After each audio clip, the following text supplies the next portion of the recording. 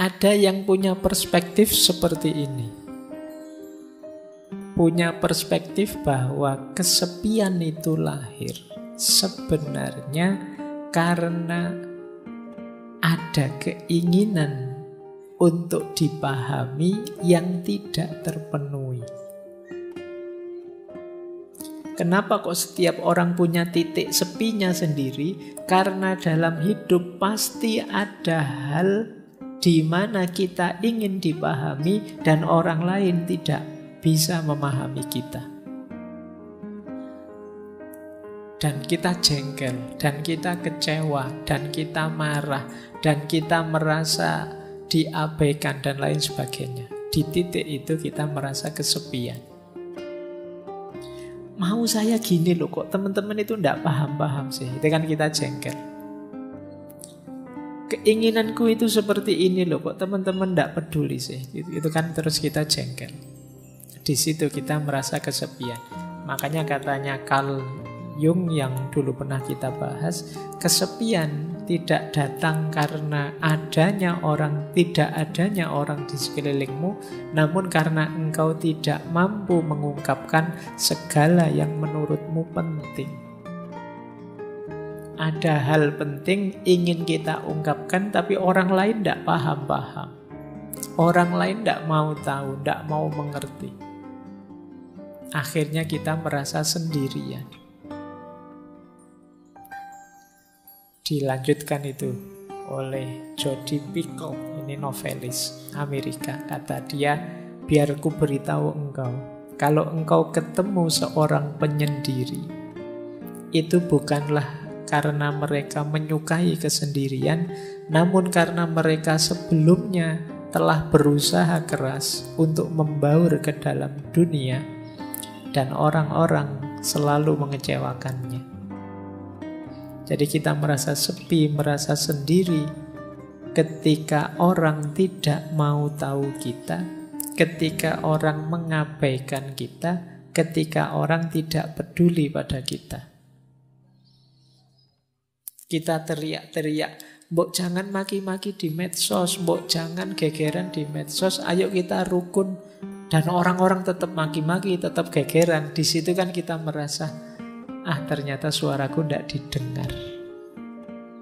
Ternyata nasihatku tidak diikuti. Ternyata keinginanku tidak dipahami. Di situ kita merasa, nilaiku ini apa sih? Jadi sepilah kita merasa itu. Maka teman-teman kalau merasa hidupnya semi, coba dicek. Jangan-jangan seperti yang dijelaskan di awal, kita mematok keinginan terlalu tinggi terhadap orang lain. Kita ingin orang lain paham kita ingin orang lain suka pada kita ingin orang lain peduli pada kita ingin orang lain memperhatikan nasihat kita. Dan ketika keinginan ini tidak terpenuhi, kita merasa asing, kita merasa sepi. Disitulah Khalil Gibran berkata, rasa kesepianku lahir saat orang memuji omong kosongku dan mencela kediaman kebijaksanaanku. Dia merasa sepi karena kalau saya ngomong kosong yang aneh-aneh yang tidak penting, kok malah dipuji oleh orang. Semuanya nge-like, semuanya suka, padahal itu cuma isinya prank-prank yang tidak jelas. Tapi pas saya serius ngomong yang mantep-mantep atau saya diam dalam rangka bijaksana, orang malah mencelaku. Sekarang kan banyak orang yang mencela kediaman. Mencela kediaman itu maunya semua orang disuruh bersuara. Ya contoh paling mudah, di grup-grup WA itu saya kemarin di semua grup kan isinya innalillahi selamat itu. Isinya kan banyak itu. Seolah-olah yang tidak mengucapkan dan tidak nulis di WA dianggap sesuatu yang tercela. Padahal mungkin yang tidak ngirim WA itu yang serius berdoa, ngirim Fatihah, mendoakan. Sementara yang ngirim innalillahi ya copy paste atasnya saja. Ya, tapi lebih dihargai yang copy paste karena tampil. Tidak tampil dianggap tidak ada.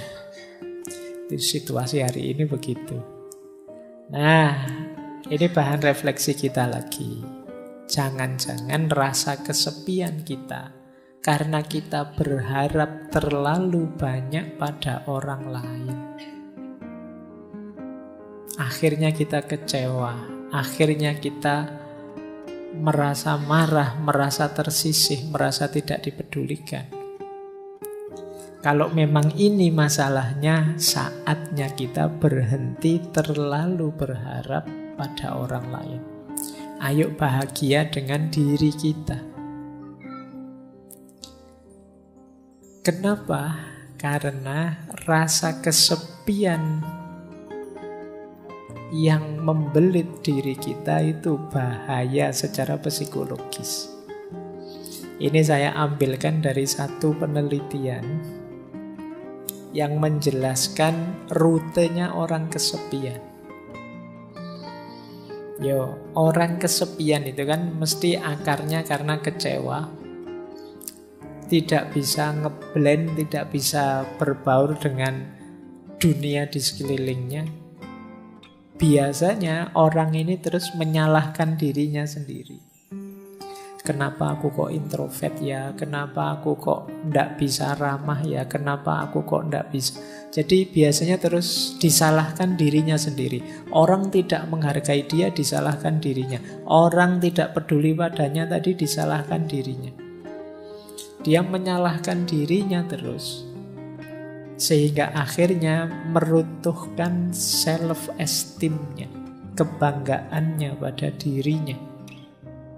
Kalau orang sudah runtuh kebanggaan pada dirinya, dia akan mengalami stres berat. Saya tidak berani bilang depresi ya, nanti depresi tambah nemen. Orang stres berat itu nanti sistem imunnya kacau, dia mudah sakit, ya karena hormon kortisolnya meningkat. Tidak enaknya di penelitian itu disebut resiko kematiannya tinggi. Nah, jadi ternyata ada korelasinya. Orang yang merasa kesepian, resiko kematiannya meningkat. Di penelitian itu disebut ya, stres berat itu setara dengan merokok 1 bungkus per hari. Bahayanya. Nah, berarti kalau teman-teman, tapi Pak kalau saya pas stres itu malah ngerokok Pak.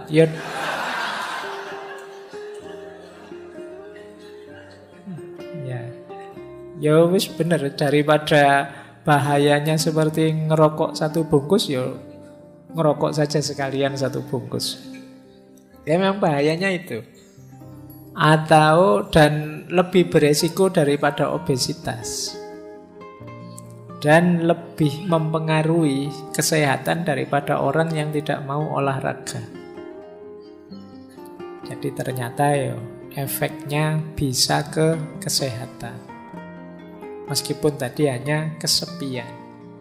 Sepi, menyalahkan diri sendiri, stres, dan mati. Resiko kematiannya tinggi. Oke, baik. Semoga teman-teman yang sedang sendirian tidak kesepian. Kalau kesepian, jangan selalu menyalahkan diri sendiri. Kesepian tidak apa-apa, asal gembira. Senang, menikmati. Alhamdulillah ya Allah, aku sendirian, tidak ada yang ganggu. Alhamdulillah sepi sekarang. Tidak repot lagi, tidak apa-apa. Maknai saja secara positif, biar tidak stres.